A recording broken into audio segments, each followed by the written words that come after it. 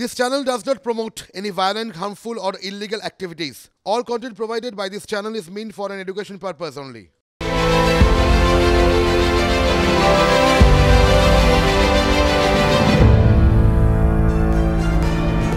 এই মুহূর্তে এর থেকে বড় কোনো খবর হতে পারে না। চলুন সরাসরি এসএসকেএমে, যেখানে এই মুহূর্তে তুঙ্গে তৎপরতা, কারণ কালীঘাটের কাকুকে আর একটু পরেই নিয়ে যাওয়া হবে জোকা ইএসআইতে। যে কণ্ঠস্বর দুর্লভ ছিল এতদিন, হয়তো তা এবার সুলভ হতে পারে। সেই ছবি লাইভ দেখাচ্ছি আপনাদের। আমাদের প্রতিনিধিরা ছড়িয়ে ছিটিয়ে রয়েছেন এসএসকেএম এর নানা প্রান্তে। শুধু লেটেস্ট আপডেট আপনার সামনে তুলে ধরতে সৌরভ আমার সঙ্গে রয়েছে। সৌরভ, কি থেকে মনে হচ্ছে যে আজ একটু পরেই কালীঘাটের কাকুকে, সুজয় কৃষ্ণ ভদ্রকে এখান থেকে বের করে ইএসআইতে নিয়ে যাওয়া হতে পারে? পিউতি, দেখো, সন্ধ্যের পর একের পর এক যে ঘটনাক্রম, সেই ঘটনাক্রমই বলে দিচ্ছে যে সুজয় কৃষ্ণের স্থানান্তর কার্যত নিশ্চিত। জোকা সূত্রে আমরা একটা খবর পেয়েছি যে এই যে অ্যাম্বুলেন্স, এই অ্যাম্বুলেন্স কিন্তু ইএসআই জোকা হাসপাতালে সুজয় কৃষ্ণ ভদ্রের জন্যই এসেছে। এবং এর আগে যখন শুক্রবার যখন সুজয় কৃষ্ণ ভদ্রকে নিয়ে যাওয়ার জন্য সকালবেলায় ইএসআই জোকার অ্যাম্বুলেন্স এখানে হাজির হয়েছিল, সেই সময়েও কিন্তু এই 5G পরিষেবাযুক্ত অ্যাম্বুলেন্সই কিন্তু এসএসকেএমে এসেছিল। সেই 5G পরিষেবাযুক্ত যে অ্যাম্বুলেন্স, সেই অ্যাম্বুলেন্সে সেইবারও কিন্তু চিকিৎসক ছিলেন, এবারও কিন্তু চিকিৎসক রয়েছেন। এই 5G পরিষেবাযুক্ত অ্যাম্বুলেন্স সাধারণত যেটা হয়, আমরা দেখে থাকি যে যখন এই অ্যাম্বুলেন্স আসে, এই অ্যাম্বুলেন্স আসার পরেই একেবারে কার্ডিওলজি ব্লক হলে কার্ডিওলজি ব্লক, মেন ব্লক হলে মেন ব্লক, যেখানে তাদের রোগীকে নিয়ে যাওয়ার থাকে বা রোগীকে পৌঁছানোর থাকে, সেখানে তারা হাজির হয়ে যায়। কিন্তু এইবার প্রথম আমরা দেখলাম যে এই অ্যাম্বুলেন্সটি আসা মাত্রই সোজা যে রাস্তাটি দিয়ে এখানে কার্ডিওলজি ব্লক আসা যায়, সেখানে না এসে তারা বাঁদিক দিকে এমএসবির ঘরের পাশ দিয়ে চেস্ট অ্যান্ড ক্যান্সার ব্লকের কাছে একটি কোনায় এই অ্যাম্বুলেন্সটি দাঁড়িয়ে পড়ে। সংবাদ মাধ্যমের নজর এড়ায়নি, TV 9 নজর এড়ায়নি। আমরা বারবার চিকিৎসকদের কাছে জানতে চাই যে কেন এই অ্যাম্বুলেন্স এসছে, কি আসার কারণ। তারা কিন্তু মুখে স্পিকটি নট, মুখে কুলু পেটেছিলেন। তাদের যে ফোনে কথোপকথন হচ্ছিল, সেই ফোনে কথোপকথন তারা বারবার আড়াল করার চেষ্টা করছিলেন। চূড়ান্ত গোপনীয়তা। এর মধ্যে আমরা কি দেখলাম যে ইডির যে আধিকারিকেরা এলেন। আমরা কি দেখলাম? আমরা দেখলাম সিআরপিএফ জওয়ানরা, একদম সেই ছবি তো আমরা দেখাচ্ছি, সেই ছবি দেখাচ্ছি।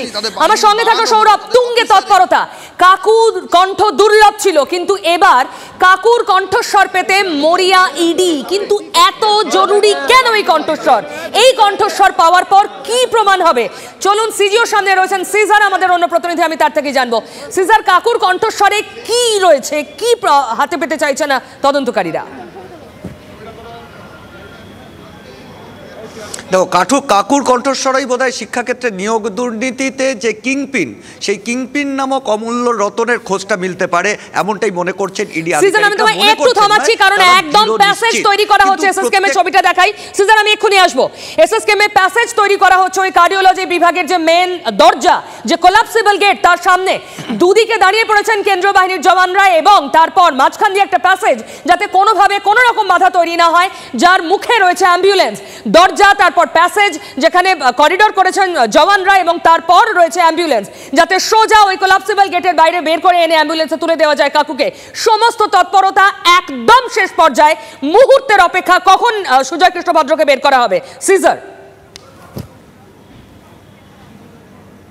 একদমই তার কারণ হচ্ছে সুজয় কৃষ্ণ ভদ্রকে গ্রেপ্তারের আগে যে তল্লাশি চালানো হয়েছিল, সেই তল্লাশির সময় একটি অডিও ফাইল ইডি আধিকারিকরা উদ্ধার করেন, যেখানে সুজয় কৃষ্ণ ভদ্রর নম্বর থেকে কথা বলা হচ্ছে রাহুল বেরা নামে একজন সিভিক ভলেন্টিয়ার, এবং সেই যে কথোপকথন এই তদন্তের ক্ষেত্রে অত্যন্ত গুরুত্বপূর্ণ। কিন্তু সেখানে আইনিভাবে ইডিকে প্রমাণ করতে হবে যে ওই কণ্ঠস্বরটা সুজয় কৃষ্ণ ভদ্রেরই, এবং সেই কারণেই প্রয়োজন হচ্ছে voice sample test. Voice sample collect করবার পর সেটা ফরেন্সিক এক্সপার্টরা টেস্ট করে বলবেন যে এটা সুজয় কৃষ্ণ ভদ্রর যে গলার স্বর, এবং ওই ফোন আলাপে যে গলার সুজয় কৃষ্ণ ভদ্রর নম্বর থেকে গেছে বা সুজয় কৃষ্ণ ভদ্র বলে যিনি পরিচয় দিচ্ছেন, সেটা একই ব্যক্তি।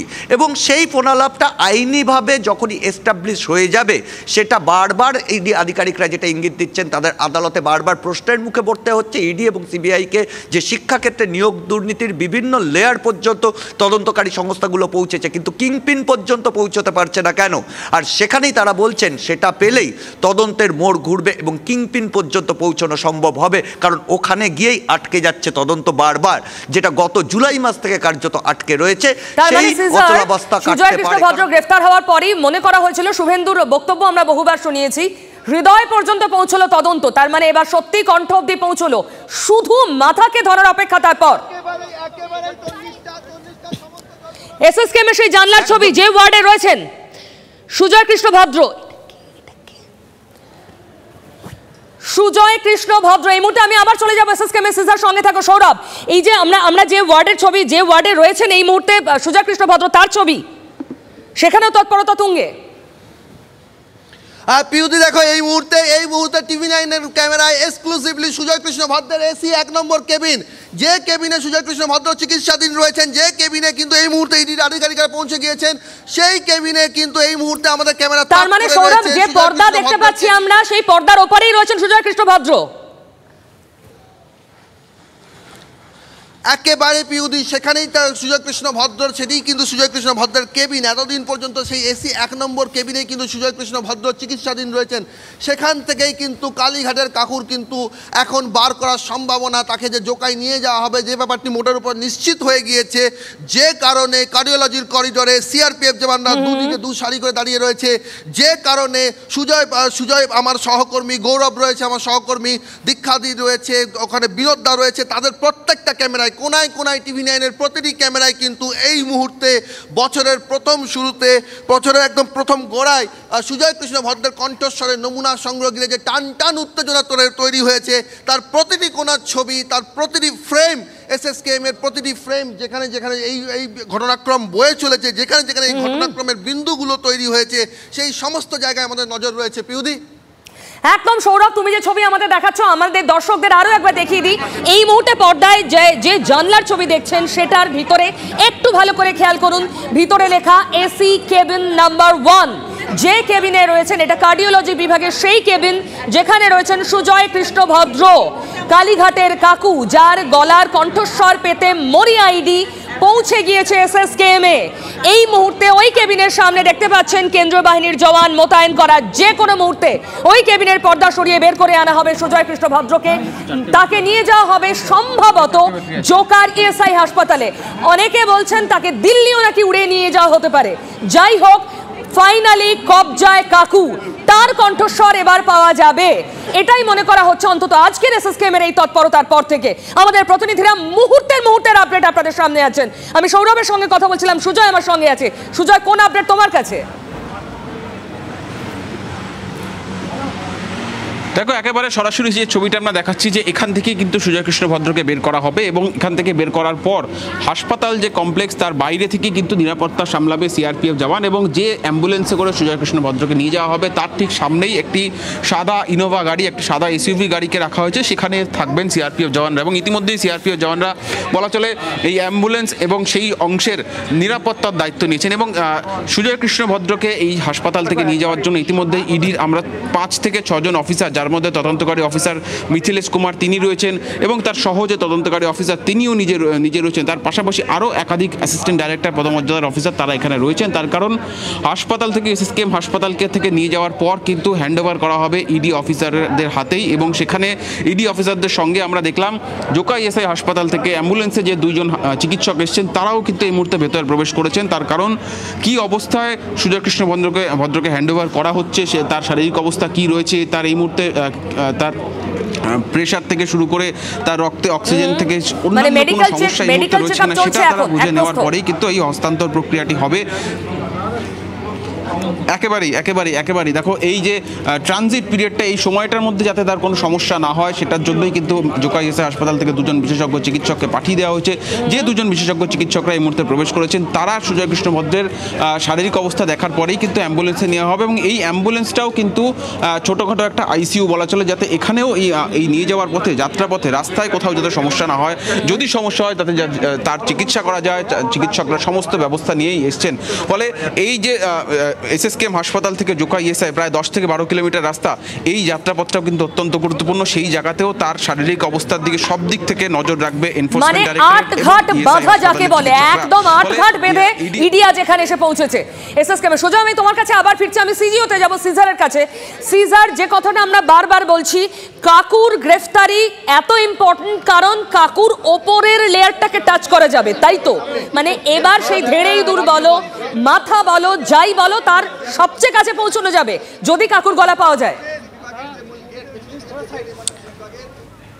একদমই একদমই সেটাই কিন্তু বারবার ইডি আধিকারিকরা তারা অত্যন্ত কনফিডেন্ট, তারা আত্মবিশ্বাসী যে এই তদন্তর তারা শেষ পর্যায়ে রয়েছেন, শেষের দিকে রয়েছেন, কিন্তু মাথা পর্যন্ত পৌঁছতে পারছেন না। দীর্ঘদিন ধরে তারা থমকে রয়েছে তদন্ত একটা জায়গাতে এসেই, কারণ সুজয় কৃষ্ণ ভদ্র এই গোটা নিয়োগ দুর্নীতির ক্ষেত্রে এমন একজন লিঙ্কম্যান, যে লিঙ্কম্যানের ঠিক ওপরের লেয়ার পর্যন্ত পৌঁছলেই মাথা পর্যন্ত পৌঁছানো যাবে। তারা মাথাকে আইডেন্টিফাইও হয়তো করেছেন, তাদের যে রিপোর্ট ইতিমধ্যেই জমা পড়েছে আদালতে বিভিন্ন সময়, সেখানে সেই সম্পর্কে যথেষ্ট ইঙ্গিত রয়েছে, কিন্তু আদালতের কাছে সেটা গ্রহণযোগ্য করতে গেলে, আইনিভাবে গ্রহণযোগ্য করতে গেলে সেখানে যে পারিপার্শ্বিক তথ্য প্রমাণ এবং আরও যে ধরনের তথ্য প্রমাণ দরকার, সেই তথ্য প্রমাণ জোগাড় করার ক্ষেত্রে সুজয় কৃষ্ণ ভদ্রের ভয়েস স্যাম্পল টেস্ট অত্যন্ত জরুরি, এবং সেটা হলে এই তদন্তর মোড় অনেকটাই ঘুরে যাবে এবং মাথা পর্যন্ত তারা পৌঁছতে পারবেন। এবং সেই জায়গা থেকে গত কয়েক মাস ধরে আমরা বারবার দেখেছি আদালতে দড়িটানাটানি হয়েছে। এসএসকেএমের ভূমিকা নিয়ে সরাসরি আদালতে প্রশ্ন তুলেছেন ইডির যিনি আইনজীবী, তারা প্রশ্ন তুলেছেন, এবং সেই জায়গা থেকেই তারা বারবার সেই বিষয়টা আদালতের কাছেও বারবার স্পষ্ট করে দেওয়ার চেষ্টা করছেন যে খুব পরিকল্পিতভাবে সুজয় কৃষ্ণ ভদ্রর শারীরিক অজুহাত দিয়ে, শারীরিক অসুস্থতার অজুহাত দিয়ে তার ভয়েস স্যাম্পল নেওয়া আটকানো হচ্ছে।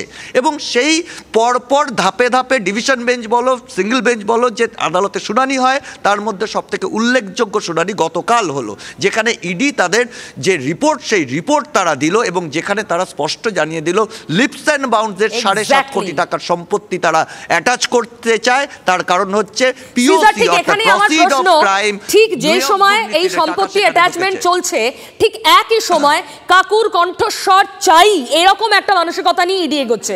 সময় রাজনীতিতে খুব খুব ইম্পর্টেন্ট, তদন্তের ক্ষেত্রে খুব ইম্পর্টেন্ট। এই দুটো তো পরস্পর যুক্ত। লিপস অ্যান্ড বাউন্সের প্রাক্তন কর্তা ছিলেন কাকু, তার মানে লাস্ট ল্যাপে তদন্ত আমরা কি বলতে পারি? একদমই একদমই ইডি আধিকারিকরা সেই ইঙ্গিত দিয়েছেন যে তারা একদম শেষের দিকে, তদন্ত শেষের দিকে তারা মূল মাথা বা মাথারা যারা রয়েছেন তাদেরকেও আইডেন্টিফাই করতে পেরেছেন, যেটা বারবার দরকার। তারা বলছেন যে তথ্য প্রমাণ, সেই পারিপার্শ্বিক তথ্য প্রমাণের সঙ্গে আরও তথ্য প্রমাণ দরকার। সেই প্রমাণ আদালতে গ্রহণযোগ্য যে তথ্য প্রমাণ, সেই আদালতে গ্রহণযোগ্য তথ্য প্রমাণ জোগাড়ের জন্য তারা এই মুহূর্তে মরিয়া হয়ে রয়েছেন। এবং যেটা তোমাকে বলছি, গতকালকে যে রিপোর্ট জমা দেওয়া হয় এনফোর্সমেন্ট ডিরেক্টরেটের তরফ থেকে, সেই রিপোর্টের ভিত্তিতে আজকে যে রুদ্ধদ্বার শুনানি হলো, যে শুনানিতে উপস্থিত ছিলেন ইডির জয়েন্ট ডিরেক্টর এবং ইএসআইর যে মেডিকেল বোর্ড গঠন করা হয়েছিল আদালতের নির্দেশে এই ভয়েস স্যাম্পল টেস্টের জন্য, সেই বোর্ডের এক প্রতিনিধিরা অনলাইনে এই শুনানিতে যোগ দিয়েছিলেন। তারপরেই আমরা দেখলাম সেই শুনানি শেষ হওয়ার পর থেকে ইডি দপ্তরে যেমন শীর্ষ আধিকারিকদের মধ্যে তৎপরতা, এবং তার কিছুক্ষণ পর থেকে সন্ধ্যের মুখ থেকে শুরু হয়ে গেল এসএসকেএমে তৎপরতা। ডেপুটি কমান্ডেন্ট পদমর্যাদার অপেক্ষা করছে সৌরভ। সৌরভ, আমরা তো দেখেছি আদালত পর্যন্ত প্রশ্ন করেছে যে এসএসকেএম কি করছে। এসএসকেএম এর সেই নির্দিষ্ট যারা দায়িত্বে ছিলেন কাকুর চিকিৎসার, তাদের ভূমিকা নিয়ে প্রশ্ন উঠেছে আদালতে। আজ এই তৎপরতা, এসএসকেএম এর কোন রিঅ্যাকশন, সিঙ্গেল রিঅ্যাকশন? পিউদি, এই দিন যা ঘটলো, আজ যা ঘটতে চলেছে, যা ঘটছে, যা ফ্রেম বাই ফ্রেম যা ঘটে চলেছে, তাতে কিন্তু এসএসকেএম কর্তৃপক্ষের মুখ পুড়ল। এর আগেও আদালতে এসএসকেএম কর্তৃপক্ষ ভর্ৎসিত হয়েছে, এর আগেও কিন্তু আদালতে এসএসকেএম এর কর্তৃপক্ষের ভূমিকা নিয়ে প্রশ্ন উঠেছে। কিন্তু রাতের বেলায় অনাস্থা কতখানি নিচে নামলে, বা অনাস্থা কতখানি না থাকলে একজন রোগীকে রাতের বেলাতেই স্থানান্তর, ভরসার মানে সামান্য অংশ নেই এসএসকেএম এর প্রতি, আজকের এই অ্যাকশনেই তার প্রমাণ। সৌরভ, একেবারেই দেখো, এর আগে যখন সেপ্টেম্বরে এসেছিল, যেখানে আদালতের যে পর্যবেক্ষণ, যেখানে সেই কথা যখন উঠে এসেছিল, সেখানে কি বলা ছিল যে ইডির আধিকারিকেরা এলেন, তারা এমএসবিবির ঘরে দেখা করলেন, তারা এমএসবিবির সঙ্গে দেখা করে তারা এই এসি 1 নম্বর কেবিনে পৌঁছলেন। তারা ঢুকে যাওয়ার পর যখন স্বয়ং সুজয় কৃষ্ণ ভদ্র তার ভয়েস স্যাম্পল দিতে রাজি আছেন, যেটা আদালতের পর্যবেক্ষণে লেখা রয়েছে, সেই সময় এমএসবিবির প্রবেশ ঘটে, কার্যত অনুপ্রবেশ ঘটে, এবং তিনি তখন কিন্তু বাধা দেন। তিনি বলেন যে রোগীর শারীরিক অবস্থা ভালো নেই, তারপর তার ভয়েস স্যাম্পল নেওয়া যাবে না। ইডির আধিকারিকরা ফেরত এলেন, তারা আদালতে গেলেন। আদালতে বলা হলো নির্দেশ কি ছিল? আদালতের নির্দেশ ছিল তাহলে এসএসকেএমে নয়, ইএসআই জোকা হাসপাতালে হোক, ইএসআই জোকা হাসপাতালে মেডিকেল বোর্ড গঠন করা হোক। মেডিকেল বোর্ড গঠন করা হলো। একটা শুক্রবারের সকালে অ্যাম্বুলেন্স, এই অ্যাম্বুলেন্স যে অ্যাম্বুলেন্স এখন দাঁড়িয়ে রয়েছে, সেই অ্যাম্বুলেন্স সূর্যোদয়ের সঙ্গে সঙ্গে এসে পৌঁছেছিল এসএসকেএম। অ্যাম্বুলেন্সের ছবিটা আরেকবার দেখাবো আমাদের দর্শকদের। 5G ক্ষমতা সম্পন্ন, মানে এই অ্যাম্বুলেন্সটা এতটাই স্বয়ংসম্পূর্ণ যে এটাই একটা আইসিইউ আলাদা করে। কাকুর যদি আচমকা কিছু হয় বা হাসপাতাল কর্তৃপক্ষ যদি বলে, মানে এসএসকেএম, যে কাকুকে এখন বের করা যাবে না, তাকে আইসিইউতে রাখতে হবে, সম্পূর্ণ ব্যবস্থা এই অ্যাম্বুলেন্সে রয়েছে, যার ছবি এই মুহূর্তে দেখতে পাচ্ছেন আপনারা। এই অ্যাম্বুলেন্স এতটাই স্বয়ংসম্পূর্ণ যে 20-25 মিনিটের রাস্তা এসএসকেএম থেকে ইএসআই জোকা যেখানে নিয়ে যাওয়ার কথা, সেই ইএসআই জোকায় নিয়ে যেতে 20 থেকে 25 মিনিট, যাতে কোনো রকম সমস্যা না হয়, কাকুর শারীরিকভাবে কোনো ক্ষতি না হয়, সম্পূর্ণ ব্যবস্থা 8 ঘাট বেঁধে ইডি আধিকারিকরা এখানে অ্যাম্বুলেন্সের ব্যবস্থা করেছেন। আমি আবার যাব সৌরভের কাছে, কিন্তু তার আগে যাব সুমন, আমাদের আর এক প্রতিনিধির কাছে। সুমন, কালীঘাটের কাকু তিনি একজন আম আদমি হতেই পারতেন, কিন্তু এই কাকুর গ্রেফতারি এবং তারপর তার ভয়েস স্যাম্পল টেস্ট, এটা যেন কোথাও একটা বিরাট চর্চার বিষয় হয়ে গিয়েছে রাজনীতিতে। কালীঘাটের কাকুর কণ্ঠস্বর সিজার এক্ষুনি বলছিল, সেখানেই নাকি অনেক তালার চাবি রয়েছে যা খুলে যেতে পারে দুর্নীতি সংক্রান্ত। তুমি কি বলবে? খুব পরিষ্কার করে বলছি বিউ, লক্ষ লক্ষ কোটি কোটি টাকার বিনিময়ে যে চাকরিগুলো বিক্রি হয়েছে, যে চাকরিগুলোর বিক্রির অভিযোগ উঠেছে, সেই জায়গায় দাঁড়িয়ে যে মিডলম্যানরা গ্রেপ্তার হয়েছেন, গ্রাউন্ড এজেন্টরা গ্রেপ্তার হয়েছেন। তুমি দেখো কুন্তল ঘোষ, শান্তনু বন্দ্যোপাধ্যায়, যারা তৃণমূলের যুব নেতা, তাদের সঙ্গে বড় মাথার যোগাযোগ স্থাপন করিয়ে দিতেন এই কালীঘাটের কাকু সুজয় কৃষ্ণ ভদ্র। তাই তার গলার নমুনা পাওয়া গেলে, তার কণ্ঠস্বরের নমুনা পাওয়া গেলে, তার সঙ্গে এই কুন্তল ঘোষ বা শান্তনু বন্দ্যোপাধ্যায় কি কথা হতো, কত টাকায় ডিলিংস হতো, এই পরিষ্কার তথ্যগুলো পাওয়া যাবে এবং সরাসরি ইডি এটা প্রমাণ করতে পারবে যে কালীঘাটের কাকু মারফত নিয়োগ দুর্নীতি কোন বড় মাথার মাধ্যমে কিভাবে সংগঠিত হয়েছিল। সেজন্যই কালীঘাটের কাকুর কণ্ঠস্বর অত্যন্ত প্রয়োজনীয়। তোমাকে বারবার করে বলি পিউ, যতবার কালীঘাটের কাকুর আমি ইন্টারভিউ নিয়েছি, বারংবার তিনি ধূর্ততার পরিচয় দিয়েছেন। তিনি বারবার বলেছেন এখানে সেই তদন্তকে আটকে যেতে হবে।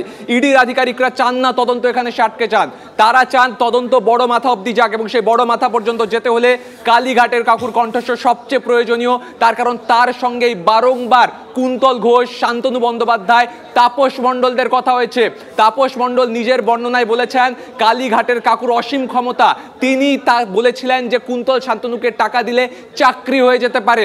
অর্থাৎ এই কালীঘাটের কাকুর কণ্ঠস্বরে লুকিয়ে আছে চাকরি নিয়োগ দুর্নীতির বড় মাথার হদিশ। তাই সেই হদিশ পেতে ইডি আধিকারিকরা বারবার মরিয়া ছিলেন কালীঘাটের কাকুর কণ্ঠস্বর পরীক্ষা করতে। তাই আজকে এত তৎপরতা, একটা সুযোগ ইডি আধিকারিকরা ছাড়তে চাইছেন না। তার কারণ এই কণ্ঠস্বর যদি পাওয়া যায় এবং যদি ইডি আধিকারিকদের হাতে যে ফোন কল রেকর্ডিংগুলো রয়েছে, যে ভয়েস রেকর্ডিংগুলো রয়েছে, সেগুলোর সাথে এই কণ্ঠস্বর মেলানো যায়, তাহলে কিন্তু দুধ কা দুধ পানি কা পানি, বড় মাথা হাতের মুঠে চলে আসবে। তার জন্য এত তৎপরতা পিউ। সুমন, সঙ্গে থাকো, আমি আমাদের দর্শকদের একবার ক্রোনোলজিটা বোঝাই। আজ সন্ধ্যে থেকে কি হলো? হঠাৎ সন্ধে খবর এলো তৎপরতা বাড়ছে এসএসকেএমে, আস্তে আস্তে ঢুকছে অ্যাম্বুলেন্স, একে একে ঢুকছে কেন্দ্রীয় বাহিনীর জওয়ানরা। ঠিক সেই সময় থেকে আপনাদের ছবিগুলো দেখাই, যখন অ্যাম্বুলেন্স আসছে, যখন সেনাবাহিনীর জওয়ানরা, আধা সেনা আসছে, এসএসকেএম নিরাপত্তায় মুড়ে ফেলা হচ্ছে সেই সময় থেকে। তারপর দেখুন, যে ওয়ার্ডে ভর্তি রয়েছেন এসএসকেএমে কালীঘাটের কাকু সুজয় কৃষ্ণ ভদ্র, সেই এসি কেবিন নাম্বার 1, এই যে পর্দাটা ঝুলছে, এই পর্দার ঠিক ওপারে, দরজার ঠিক ওপারে রয়েছেন সুজয় কৃষ্ণ ভদ্র। এই কেবিন নাম্বার 1 থেকেই তাকে বের করে নিয়ে আসা হবে। যা চলছে এখন তা হলো তার শারীরিক পরীক্ষা নিরীক্ষা।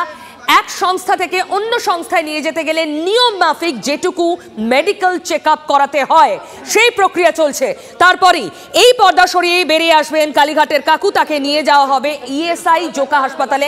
এরকমই খবর, কারণ জোকা হসপিটালের একটা অ্যাম্বুলেন্স যা অত্যাধুনিক স্বয়ংসম্পূর্ণ 5G ক্ষমতা সম্পন্ন, যে ছবি আপনাদের দেখাচ্ছি সেটা ঠিক কার্ডিওলজি বিভাগের গেটের সামনে রাখা হয়েছে। আরও একটা ছবি দেখাবো, কার্ডিওলজি গেটের যে কোলাপসিবল মেন বিল্ডিং এর যে কোলাপসিবল, তার সামনে একদম হিউম্যান চেন করে ফেলেছেন কেন্দ্রীয় বাহিনীর জওয়ানরা, যাতে প্যাসেজ তৈরি করা যায়, যাতে কোনোভাবে কোনো বাধা তৈরি না হয়। কোলাপসিবল পেরিয়ে সেই প্যাসেজ দিয়ে যাতে সোজা অ্যাম্বুলেন্সে তুলে ফেলা যায়, কোনো রকম বাধা যাতে আটকানো সম্ভব হয়। দেখুন, আরো জওয়ান ঢুকছেন, আরো নিরাপত্তায় মুড়ে ফেলা হচ্ছে গোটা এসএসকেএম। কারণ হাই প্রোফাইল কালীঘাটের কাকু ভর্তি রয়েছেন এখানে। যে কোনো মুহূর্তে, আমরা প্রহর গুনছি, মুহূর্ত গুনছি, যে কোনো মুহূর্তে নিয়ে আসা হবে তাকে। আমি চলে যাব আবার সুমনের কাছে। সুমন, কাকুর ব্যাকগ্রাউন্ড আমরা যদি দেখি কাকুর সঙ্গে তুমি একাধিকবার কথা বলেছো, বহুবার, যখন তিনি গ্রেফতার হননি সেই পর্বে। কালীঘাটের কাকু বারবার বুঝিয়ে গেছেন তার মালিক, তার সাহেব এই সব থেকে শতহস্ত দূরে, কিন্তু ইডি আদালতে যা বলছে ঠিক উল্টো ভার্সন। দেখো, কালীঘাটের কাকু বারবার করে বলেছেন তার মালিকের কাছে পৌঁছানোর আগে তিনি তার পিঠটা পেতে দেবেন, সেখানে ছুরি চালাতে হবে, তারপরে তার সাহেব বা মালিকের কাছে পৌঁছানো যাবে। কালীঘাটের কাকু অত্যন্ত প্রভাবশালী, সে নিয়ে কোনো সন্দেহ বাংলার কোনো মানুষের মনে নেই। তার কারণ কালীঘাটের কাকু নেতা নন, মন্ত্রী নন, এমএলএ নন, বিধায়ক নন, তিনি শাসক দলের কোনো পদে নেই। তারপরেও তার অঙ্গুলি হেলনে কিন্তু একের পর এক কাজ হয়েছে। তিনি এতটাই অসীম ক্ষমতাশালী যে তিনি চাইলেই চাকরি হয়ে যাবে। কথা কে বলছেন? নিয়োগ দুর্নীতির অন্যতম মূল মাথা তাপস মণ্ডল, যিনি গ্রেপ্তার হয়ে জেলে বসে আছেন। বারবার কোর্টে যেতে গিয়ে বলেছেন কালীঘাটের কাকু সব জানে। আর এই কালীঘাটের কাকুর সাথে কার লিয়াজও ছিল খুব পরিষ্কার করে বুঝতে হবে। তৃণমূলের দুই যুব নেতা কুন্তল ঘোষ, শান্তনু বন্দ্যোপাধ্যায়, এরা চাকরির জন্য ক্যান্ডিডেট ধরে আনতেন, কালীঘাটের কাকুর সঙ্গে ডিলিংস হতো এবং তারপর বড় মাথার মাধ্যমে এই চাকরিগুলো হয়ে যেত। একটা সম্পূর্ণ সিন্ডিকেট চলেছে, আর সেই সিন্ডিকেটের সবচেয়ে বড় মিডলম্যানের নাম কালীঘাটের কাকু, অন্তত তাপস মণ্ডলের কথা বলছেন। সেই জায়গায় দাঁড়িয়ে কালীঘাটের কাকু সুজয় কৃষ্ণ ভদ্রর সাথে যতবার কথা হয়েছে পিউ, তাকে প্রশ্নবাদে বিদ্ধ করা যেত না। তিনি বারবার প্রশ্ন এড়িয়ে যেতেন এবং তিনি ঘুরিয়ে ফিরিয়ে কথা বলতেন। তিনি বারবার করে বলেছেন যে তার সাহেব বা তার মালিক ধরা ছোঁয়ার বাইরে, তাকে ধরা যাবে না, সেই প্রমাণ লোপাট করা হয়েছে। তার মানে এখন তো স্পষ্ট যে এতটাই তারাও আটঘাট বেঁধে কাজটা করতেন, কতটা ফুল প্রুফ একটা চেইন তৈরি করেছিলেন। ফুল প্রুফ চেইন ছিল তাই নয়, সেই চেনের মূল কাণ্ডারি ছিলেন কালীঘাটের কাকু, যেখান থেকে এই লিপস অ্যান্ড বাউন্ড সংস্থার কথা উঠে আসে, যার পদে আসীন ছিলেন কালীঘাটের কাকু এবং তার সাহেব এই কোম্পানির মাথায় বসে থাকতেন। এবং এই কোম্পানি নিয়োগ দুর্নীতির সঙ্গে যে জড়িত বা জড়িয়ে থাকার অভিযোগ উঠেছে, তা কিন্তু তথ্য প্রমাণের ভিত্তিতে বারবার কিন্তু ইডির আধিকারিকরা বোঝাতে চেয়েছেন, কোর্টকে কনভিন্স করতে চেয়েছেন। এবং ইডি আধিকারিকদের হাতে বেশ কিছু রেকর্ডিং, বেশ কিছু ভয়েস নোট রয়েছে, যেগুলোর সাথে এই কালীঘাটের কাকুর ভয়েস নোট মেলালে বড় মাথা কিন্তু হাতের মুঠোয় চলে আসবে। তার মানে সমান কনফিডেন্ট কাকুকে মুখ খুলতেই হবে এবার পরিষ্কারভাবে। আজকে জোকা ইএসআইতে যদি কালীঘাটের কাউকে নিয়ে যাওয়া হয় এবং সেখানে যদি তার ভয়েস টেস্ট করা হয়, কণ্ঠস্বরের পরীক্ষা হয়, তাহলে কিন্তু পুরোটাই পরিষ্কার এবং কাকু মুখ খুলতে বাধ্য। তার কারণ ইডি আধিকারিকরা আট ঘাট বেঁধে মাঠে নেমেছেন। যেমনটা আমাদের সহকর্মীরা দেখাচ্ছে, সৌরভ দত্ত দেখাচ্ছে, সুজয়রা দেখাচ্ছে যে 5G অ্যাম্বুলেন্স, কাকুর শরীর খারাপ হবার কোনো অজুহাত, ছুতো বা সত্যিকারের শরীর খারাপ হলেও সেই জায়গায় কিন্তু কাকু নিজেকে আটকাতে পারবেন না। তাকে নিয়ে যাওয়া হবে জোকা ইএসআইতে, তার কণ্ঠস্বরের নমুনা পরীক্ষা করা হবে এবং সেই কণ্ঠস্বরের সাথে আগের যে ভয়েস নোট, যেখানে টাকার ডিলিংস আছে পিউ, যেখানে কার মাধ্যমে চাকরিগুলো হয়ে যাবে, কে বড় মাথা, এই কথাগুলোর উল্লেখ আছে, সেই ভয়েস নোট দিয়ে রাখা হবে। আমি একবার এসএসকেএমে যাব, সুমন আমার সঙ্গে থাকা সৌরভ একটু আপডেট দেবে। সৌরভ, আমরা এই মুহূর্তে যাদের ক্যামেরা দেখতে পাচ্ছি তারা কি ইডির আধিকারিক কেউ? দেখো, এই মুহূর্তে এসি 1 নম্বর কেবিনের সামনে যারা রয়েছেন তারা মূলত কিন্তু রক্ষীরা রয়েছেন। এখান থেকে অন্তত যেটুকু যা স্পষ্ট বোঝা যাচ্ছে, যে তাতে তাদের মনে করা হচ্ছে যে তারা ইডির আধিকারিক রয়েছে, সেন্ট্রাল বাহিনীর জওয়ানরা রয়েছেন এই মুহূর্তে। এসি 1 কেবিন নম্বর 1-এর সামনে যে দুজনকে দেখা যাচ্ছে, তারা দুজনেই কিন্তু সেন্ট্রাল বাহিনীর জওয়ান। এবং এই মুহূর্তে তৎপরতা যে বাড়ছে তার দৃশ্য তো স্পষ্ট হচ্ছে ক্রমশই। কনফিডেন্ট কাকু তিনি মুখ খুলতে বাধ্য হবেন, এবার বাধ্য করবে ইডি। এতদিন এত টানাপোড়েন, এমনকি আদালতের নির্দেশ থাকা সত্ত্বেও কিন্তু কাকুর কণ্ঠস্বর অধরাই থেকে গিয়েছিল। আজ তা সম্পূর্ণ হয়তো হবে। এখন অবধি যা তৎপরতা দেখা যাচ্ছে, আমি সুজয়ের সঙ্গে কন্ট্যাক্ট করতে পেরেছি। সুজয়, ইডি আধিকারিকরা কি এসে পৌঁছেছেন? হ্যাঁ, একেবারে পিউ, ইডি আধিকারিকদের প্রায় 5 থেকে 6 জন অফিসার, তার মধ্যে যিনি তদন্তকারী অফিসার রয়েছেন এই মামলার এবং তার সঙ্গে যিনি সহকারী তদন্তকারী অফিসাররা রয়েছেন, প্রত্যেকেই এসে পৌঁছেছেন। এবং যেখানে এই মুহূর্তে রয়েছেন সুজয় কৃষ্ণ ভদ্র, সেই ভেতরে রয়েছেন, তাদের সঙ্গে জোকা ইএসআই হাসপাতালে 2 বিশেষজ্ঞ চিকিৎসক তারা রয়েছেন।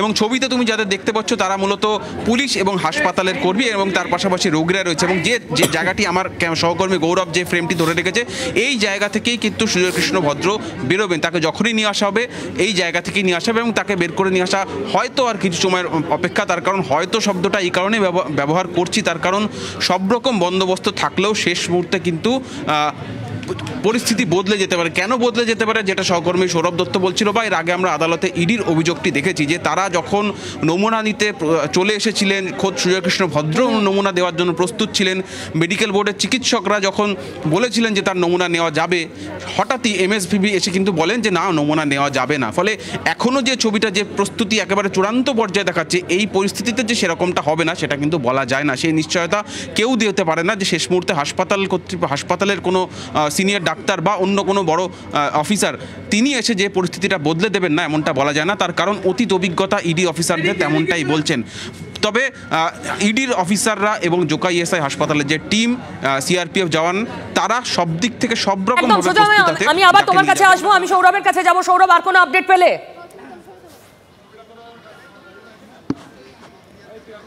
দেখো প্রিয়দেশ, জোকা ইএসআই হাসপাতাল সূত্রে আমরা এই মুহূর্তে একটা তথ্য পাচ্ছি, একটা আপডেট পাচ্ছি যে সুজয় কৃষ্ণ ভদ্রকে যদি জোকায় স্থানান্তর করা হয়, তাহলে সুজয় কৃষ্ণ ভদ্রকে জোকায় স্থানান্তর করা হলো, তাকে কিন্তু সেখানে রোগী হিসেবে ভর্তি করা হবে না, এমনটাই প্রাথমিক পরিকল্পনা রয়েছে।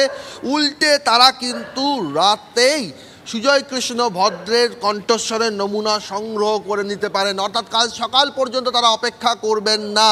যে মুহূর্তে সুজয় কৃষ্ণ ভদ্র জোকা ইএসআই হাসপাতালে পৌঁছবেন, সেই মুহূর্তেই তার কণ্ঠস্বরের নমুনা সংগ্রহের প্রক্রিয়া শুরু হয়ে যাবে, এমনটাই কিন্তু আমরা জোকা ইএসআই হাসপাতাল সূত্রে জানতে পাচ্ছি যে তারা প্রাথমিকভাবে এই পরিকল্পনার কথাই তার মানে ইডি কনফিডেন্ট যে সুজয় কৃষ্ণ ভদ্র 1% অসুস্থ নন।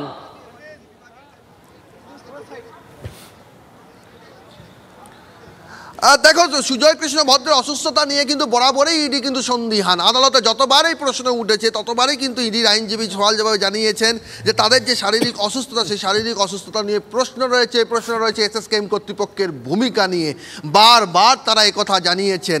কিন্তু তাই সেই কারণেই কিন্তু আজ যে ঘটনাক্রম দেখা গেল যে এভাবে রাতের সময় অ্যাম্বুলেন্স এলো, ইডি আধিকারিকেরা এলেন এবং রাতের মধ্যেই পুরো ব্যাপারটাকে সম্পূর্ণ করার চেষ্টা চলছে, এমনটাই মনে করা হচ্ছে যাতে এক বিন্দু সময় যাতে না পারেন, যাতে এই প্রক্রিয়া এবার এই পরিকল্পনা এবারে বানচাল করা সম্ভব হয়। দীর্ঘক্ষণ ধরে ইডির যারা অফিসারের পাশাপাশি এখানে চিকিৎসকেরা, দুজন চিকিৎসক রয়েছেন কিন্তু ইএসআই জোকা হাসপাতালে, তারা কিন্তু রয়েছেন ভেতরে, তারা ভেতরে রয়েছেন, দীর্ঘক্ষণ ধরে রয়েছেন। ফলে এই ঘটনাক্রমের দিকেও আমরা নজর রয়েছে যে এতক্ষণ ধরে সুজয় কৃষ্ণ ভদ্রের ঘরে দুজন চিকিৎসক রয়েছেন, ইডির অফিসাররা রয়েছেন, আর তাদের এতক্ষণ থাকার কারণটা কি? তাহলে কি এখানেই কণ্ঠস্বরের নমুনা সংগ্রহের প্রক্রিয়া শুরু হয়ে গিয়েছে, নাকি যেমনটা তাদের পরিকল্পনা রয়েছে যে সুজয় কৃষ্ণ ভদ্রকে নিয়ে যাওয়া হবে ইএসআই জোকা হাসপাতালে এবং সেখানে রাতের মধ্যেই তার কণ্ঠস্বরের নমুনা সংগ্রহ করা হবে? আমরা সেই দিকেও কিন্তু নজর রেখেছি। বেশ, তুমি নজর রাখো। আমি বারবার ফিরবো সৌরভ তোমার কাছে, আমি সিজারের কাছে একবার যাব। সিজার, ঠিক তুমি যেরকম বলছিলে, তার মানে এটা স্পষ্ট তথ্য প্রমাণ ইডি পেয়েছে। ইডিকে আদালতের সামনে ভেরিফাই করে দেখাতে হবে যে তারা যা দাবি করেছে সেটা ঠিক, এবং সেই প্রক্রিয়ার অঙ্গ হিসেবেই সম্পত্তি ক্রয় করা শুরু, সেই প্রক্রিয়ার অঙ্গ হিসেবেই স্যাম্পল টেস্ট নেওয়ার এত মরিয়া চেষ্টা। একদমই, তার কারণ আমরা দেখেছি এর আগে এই তদন্তের ক্ষেত্রে কোথাও ইডি কিন্তু কোথাও ভর্ৎসিত হয়েছিল যে পর্যাপ্ত তথ্য প্রমাণ ছাড়া কোনো বিশেষ ব্যক্তিকে ডাকা বা তাকে জিজ্ঞাসাবাদের জন্য ডাকা বা তাকে বিরক্ত করা হচ্ছে, এই অভিযোগ তাদের বিরুদ্ধে উঠেছিল এবং সেখানে আদালত এটাই জানিয়েছিল যে তাই সেই ব্যক্তির বিরুদ্ধে কোনো ধরনের ব্যবস্থা নেওয়া যাবে না যতক্ষণ না ইডির হাতে পর্যাপ্ত তথ্য প্রমাণ থাকবে। ডিভিশন বেঞ্চের সেই নির্দেশে ইডির তদন্ত কিছুটা হলেও ধাক্কা খায় এবং তারপর থেকেই আরও তারা জোর বাড়ায় সুজয় কৃষ্ণ ভদ্র ভয়েস স্যাম্পল টেস্ট করবার জন্য, সেই ভয়েস স্যাম্পল কালেক্ট করবার জন্য, এবং সেটাও বারবার ধাক্কা খেয়েছে। আমরা দেখেছি সেটা কখনো এসএসকেএমের, যেটা ইডির অভিযোগ, এসএসকেএমের অসহযোগিতার কারণে, আইনি জটিলতায়, কিন্তু শেষ পর্যন্ত আজকে সেই ভয়েস স্যাম্পল টেস্ট করা সম্ভব হবে কি না সেটা, যেটা সুজয় বলল, সেটা এখনও মানে বলা যায় না, এখনও সেটা চূড়ান্তভাবে বলা যায় না। তার কারণ যতক্ষণ না ভয়েস স্যাম্পল টেস্টিংয়ের যে প্রক্রিয়া শেষ হচ্ছে ততক্ষণ বলা যায় না। কিন্তু যেভাবে আজকে এনফোর্সমেন্ট ডিরেক্টরেট এবং কেন্দ্রীয় বাহিনী জওয়ানরা পৌঁছেছেন, সেখানে সেই সম্ভাবনাটাই কিন্তু উজ্জ্বল যে অনেকটাই অচলাবস্থা কাটতে চলেছে এই শিক্ষাক্ষেত্রে নিয়োগ দুর্নীতিকে কেন্দ্র করে। যে আমার একটা প্রশ্ন রয়েছে তোমার কাছে, যে এই যে নির্দিষ্টভাবে দেখো, এটা এই টানাপোড়েনটা, এই যে কণ্ঠ নিয়ে কাড়াকাড়ি, এটা প্রায় 4-5 মাসের একটা গল্প। সেপ্টেম্বর মাস থেকে শুরু হয়েছে, বারবার আদালত পর্যন্ত বলেছে, আদালতের নির্দেশে এসএসকেএমে ইডির টিম পৌঁছে গেছে, কিন্তু তা সত্ত্বেও নেওয়া সম্ভব হয়নি কাকুর কণ্ঠস্বর। এতটা মরিয়া ইডি এবার হলো কেন? ওই ডেডলাইনের জন্য?